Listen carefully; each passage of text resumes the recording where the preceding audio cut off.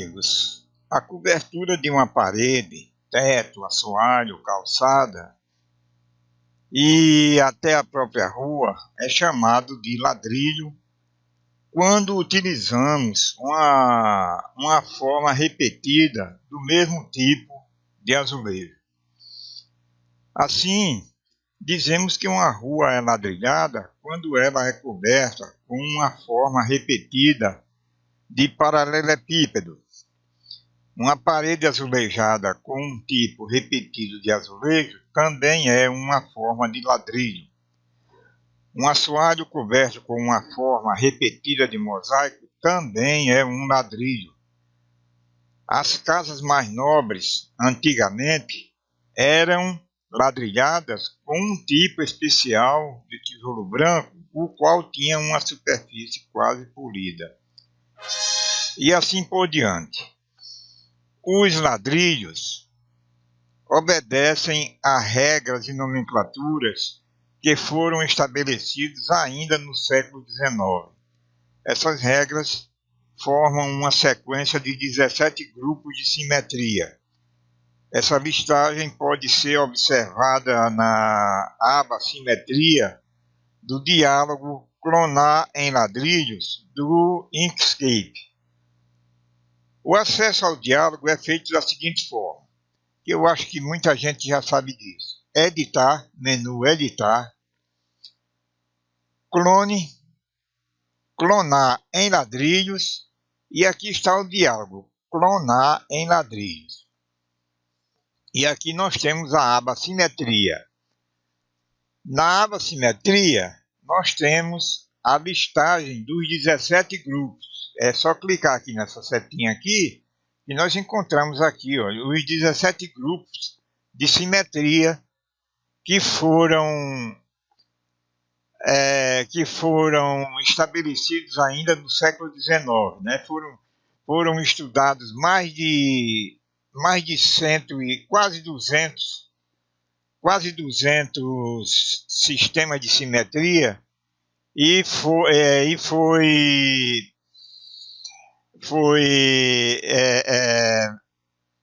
estabelecido apenas esses 17 grupos, né, que formam uma sequência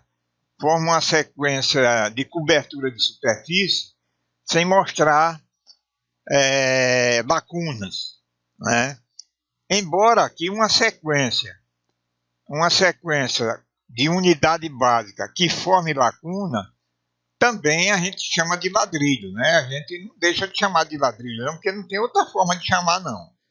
Mas o correto mesmo é o que obedece a esse sistema de 17 grupos de simetria. E o primeiro grupo de simetria, naturalmente, que nós podemos estudar é esse P1. O P1 é o grupo de simetria que trata apenas de deslocamento simples, né? Ele trata só de deslocamento, só de deslocar. Então nós temos aqui, por exemplo, nós temos aqui vamos fazer aqui um retângulo. Vou pintar de vermelho esse retângulo aqui e vou selecionar. E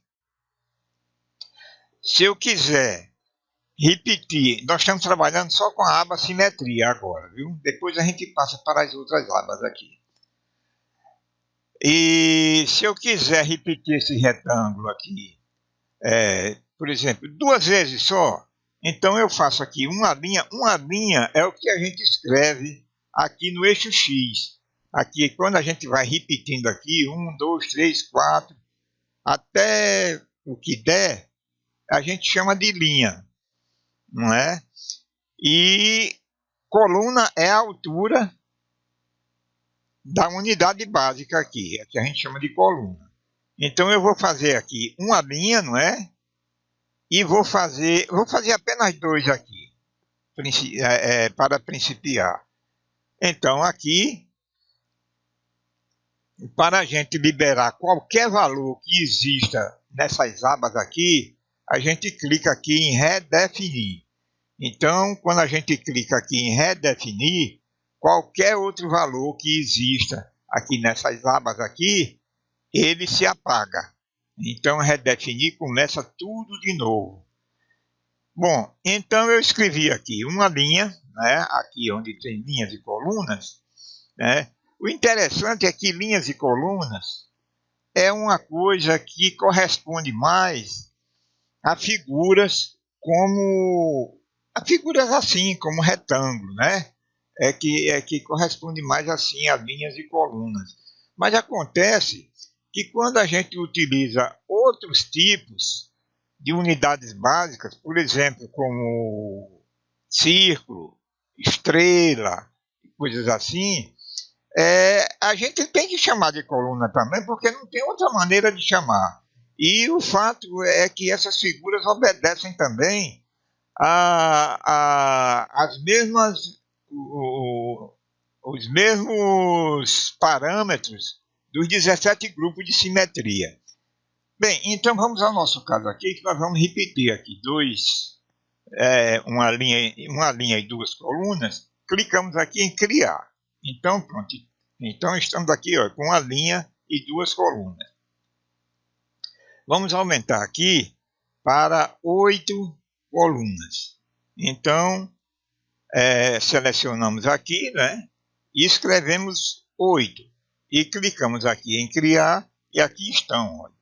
É uma linha, né? É uma linha só aqui e 8 colunas, né? Podemos aumentar aqui 16, 32, quanto der. Agora, vamos aumentar o número de linhas. Então, nós vamos fazer aqui duas linhas, né? Vamos fazer aqui duas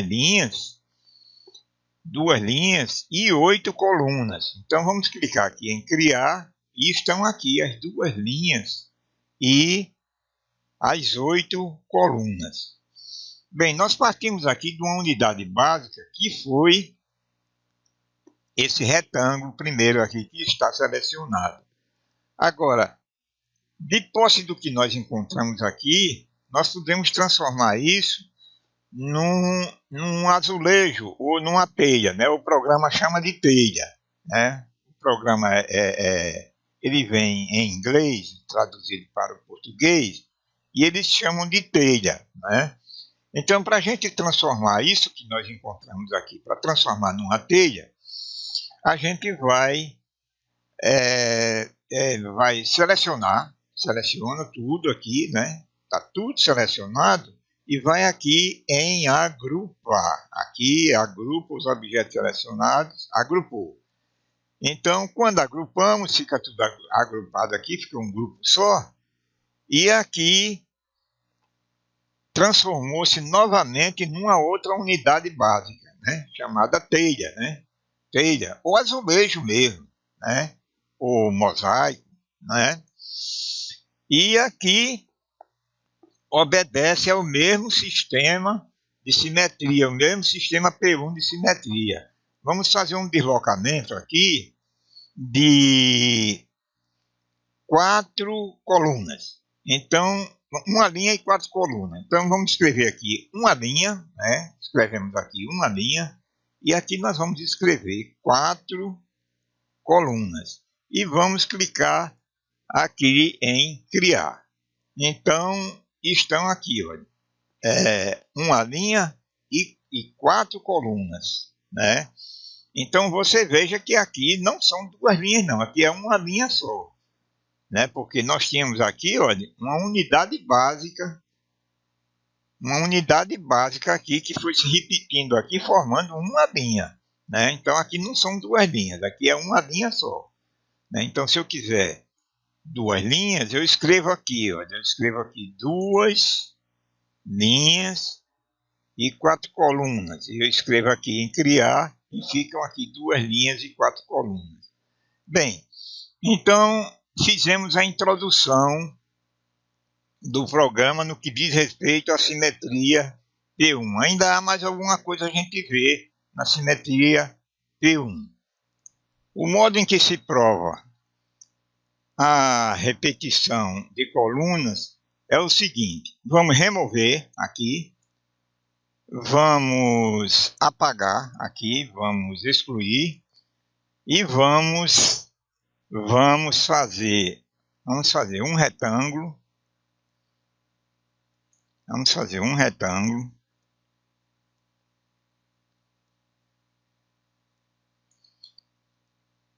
Vamos selecionar, vamos duplicar e vamos redimensionar a duplicação. Então, vamos clicar aqui nessa diagonal e vamos fazer uma.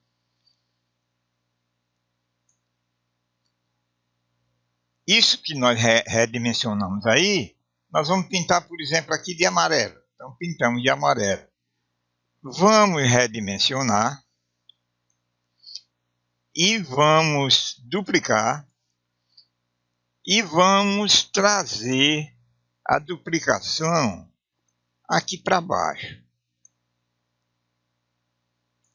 E vamos pintar aqui de outra cor, azul, por exemplo, né? E aqui nós vamos selecionar tudo aqui, né? Selecionamos tudo aqui e fazemos um agrupamento aqui. Agrupamos.